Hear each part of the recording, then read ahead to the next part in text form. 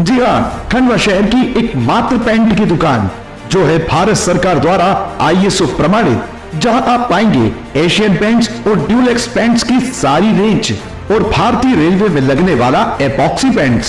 साथ ही हमारे यहाँ वाटरप्रूफिंग केमिकल की सारी रेंज उपलब्ध है और मकान में लगने वाले दीमक का काम भी किया जाता है। अधिक जानकारी के लिए संपर्क करें राजा पेंट्स, बॉम्बे बाजार, खंडवा। ये देखिए ये भैया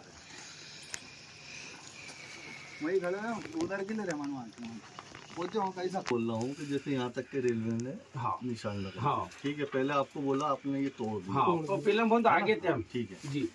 अब उसके बाद रेलवे क्या बोल रही है? वो नोटिस में दे रही पूरी पट्टी सफा करने आगे से भी आगे से क्लियर नहीं कर रही कि किधर से तोड़ना, क्या करना। आगे जो है, आगे तो नुजुल भूमि है। हाँ ना, हाँ तो वो कितनी होगी कुछ मालूम है क्या? वो ये नाली के उधर ही उधर है। 1965 वाला जो नक्शा है उससे 75 मीटर इनको रेलवे ट्रैक बनाया बनाया, 95 मीटर नापे। हाँ, और वो जो नापे थे ना हमने, जब जो भाई बात सुन लो, वो रेलवे की जाएगी, लेकिन वो जमीन किसकी है? हाँ रेलवे की नजूल है, क्लियर नहीं है। तो अपने लॉ बताइए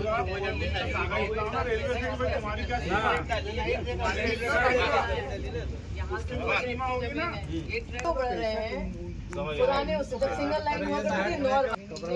जैसे नगर निगम का रूल है ना, रोड के बीच से नाप दो 7 मीटर मिला के मंशा होती है।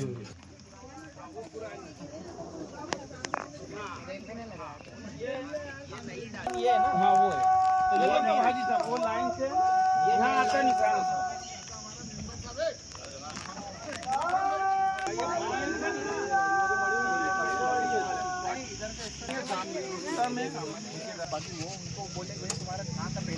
हाँ, क्यों जन आक्रोश के सामने सबको झुकना पड़ता है।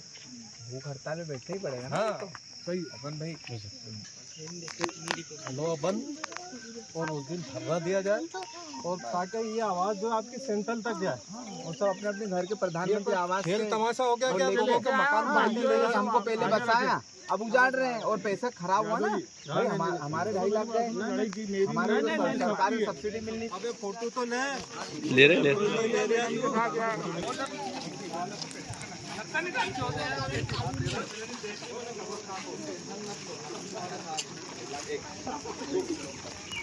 थोड़ा दूर से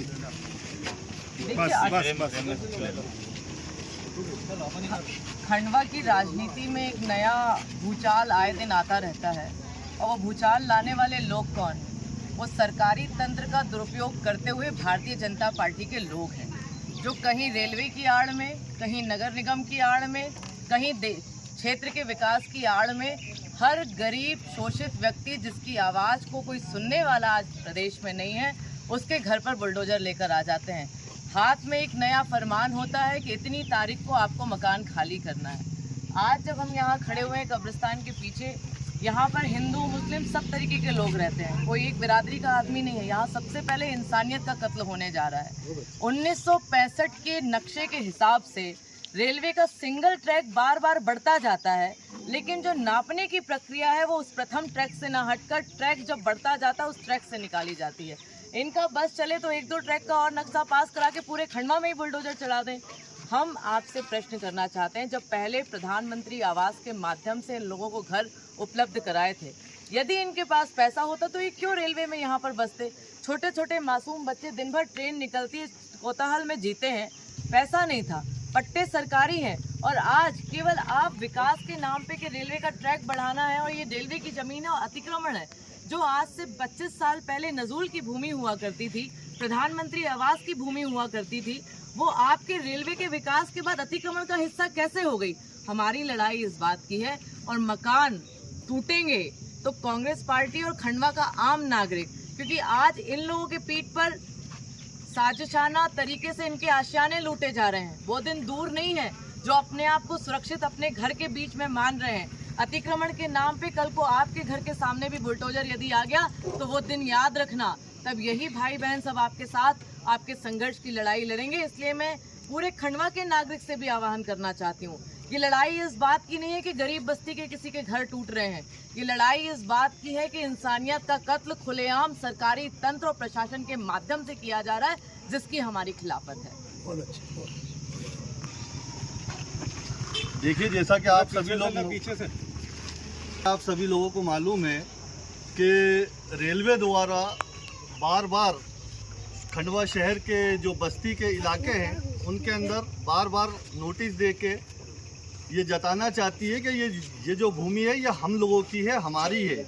जिसके लिए आज जो है हम लोग यहाँ पर आए थे और यहाँ के लोगों से मुलाकात करी। यहाँ पर हिंदू मुस्लिम सभी के मकानात है और हम चाहते हैं कि तमाम लोगों के मकानात, क्योंकि आशियाना अगर आदमी बनाता है तो अपनी जीवन भर की कमाई उसके अंदर लगा देता है। पता ये चला कि यहाँ पर जितने भी आशियाने बने हैं उनमें प्रधानमंत्री योजना के तहत भी लोगों ने मकानात बनाए हैं। और रेलवे जो कि इस भूमि को अपनी बताती है और हम लोग ये समझते हैं कि ये जो भूमि है ये नजूल की है, ये सरकारी भूमि है, जिस पे कांग्रेस की हुकूमत के दौरान जो है पट्टे लोगों को दिए गए हैं। तो हम चाहते हैं कि आज हम लोग यहाँ पर तमाम लोग आए, हमारे साथ जो है कांग्रेस के भी तमाम साथी लोग आए हैं और हम सब मिल के शहर हित के लिए इन लोगों के साथ कदम से कदम मिला के खड़े होंगे। चाहे इसके लिए आंदोलन करना पड़े, खंडवा बंद करना पड़े या कुछ भी करना पड़े, इस ज़मीन को, इनके आशियाने को हम लोग बचाने की पूरी कोशिश करेंगे।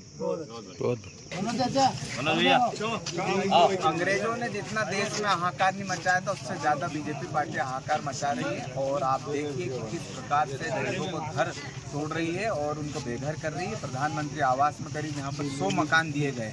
एक मकान को अगर मान लो 2,75,000, 100 मकान के कितने पैसे हो गए। सरकार ने इनको घर बसाने के लिए दिए थे तो उन्होंने 2,75 तो लगाए सरकारी तरफ से। इन्होंने भी 10-15 लाख रुपए बना दिए और बोला था हम हर किसी को पक्का मकान देंगे। लेकिन आप देखिए कि आदमी सरकारी पैसा तो 2,75 गए ही गए। जो जमा पूंजी से जिन्होंने अपना घर बड़े शौक से बनाया था वो भी उनका पूरा मिट्टी पलीत हो गया और एक तरफ से देखा जाए तो इनको बर्बाद कर दिया गया।